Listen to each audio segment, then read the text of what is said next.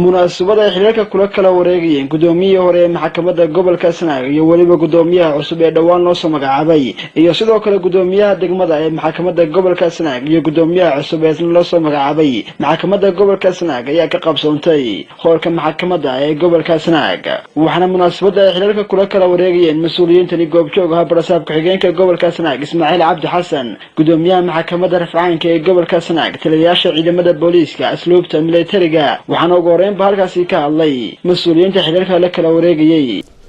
waxaan ku wareejinayaa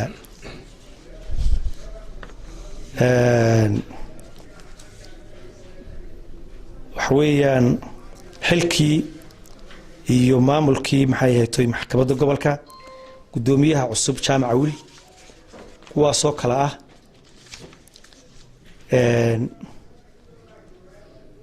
shan garsoore oo ku jiro garsooraha cusub ee hadeerto loo soo magacaabay maxay ahayd gudoomiyihii hore ee maxkamadda degmada oo hal garsoore uu yahay maxay ahayd aanu shaqayn oo uu yahay maxay ahayd nin retire hadeerto wali maxay ahayd ka fadhiya laakiin afar garsoore active yihiin oo ay shaqeeyaan runtii waxaa naga tegay garsoore aad u qiimo badan maxamed axmed olol oo loo magacaabay gudoomiyaha maxkamadda degmada isagana waan u hambalyeynaya wuxuu ahaa garsoore maxay tahay runtii firfircoon oo dhiirasho ku leh maxay tahay dacwadihiisa iyo go'aankiisa kaaliyaasha maxay tahay ka howlgalay iyaguna maxkamadda gobolka waa 10 kaaliye oo mid ku meel gaadhiye 10 kaaliye oo mid ku meel gaadhiye gaarsiiyayaashu waa hal qof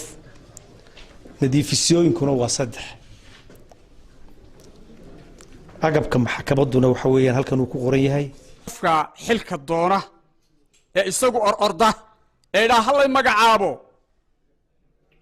ilaahay subxaanahu wa ta'ala garabkiisa ayuu ka baxaa maan doonin xilkan ilaahay baa iga marxaatiya u fadhiya gudoomiyaha maxkamadda rafcaanku maantoni markuu la igu dhaqaaqo gobolka Sanaagta marka waxa Ilaahay subhanahu wa ta'ala ka rajeenayaa inuu ii fududeeyo hawshan culus de wada shaqayn fiican insha Allah hadana raali waxaan ku ahay anigu waa soo wada shaqaynay maxamed aniguna hadda halkaan tagay raali baan ku ahay waxa weeyaan xilku waa meerto nimba ragga hadda meesha fadhiya istiwayaasha iyo waxa soo dhan inaan soo wada shaqaynay ma jiro wixii indhada wuxuu ku yaala halkaas wixii aan soo qabanay isaan u soo shaqaynay ilaahayna waa og yahay mujtamaca la shaqaynayna waa og yahay ingesta kana waxa halkaasi ka hadlay gudoomiyaha maxkamadda rafcaanka ee gobolka Sanaag isagoona bogaadiyay mas'uuliyiintii hore ee maxkamadda gobolka Sanaag isla markaasna soo dhaweeyay mas'uuliyiinta cusub ee loo soo magacaabay maxkamadda gobolka Sanaag sidaad fahansantihiin ama la sheegay xafladani waxa weeyaan xil wareejin ay gudoomiyaasha maxkamadaha gobolka iyo degmadu xilalka la kala wareegayaan gudoomiyihii hore Ali Sidiiq Faarax Xaaji Faarax iyo gudoomiyihii hore Saciid Ali Xasan waxay xilku wareejinayaan jaamac Awil Aadan oo gudoomiyaha cusub ee maxkamadda gobolka iminka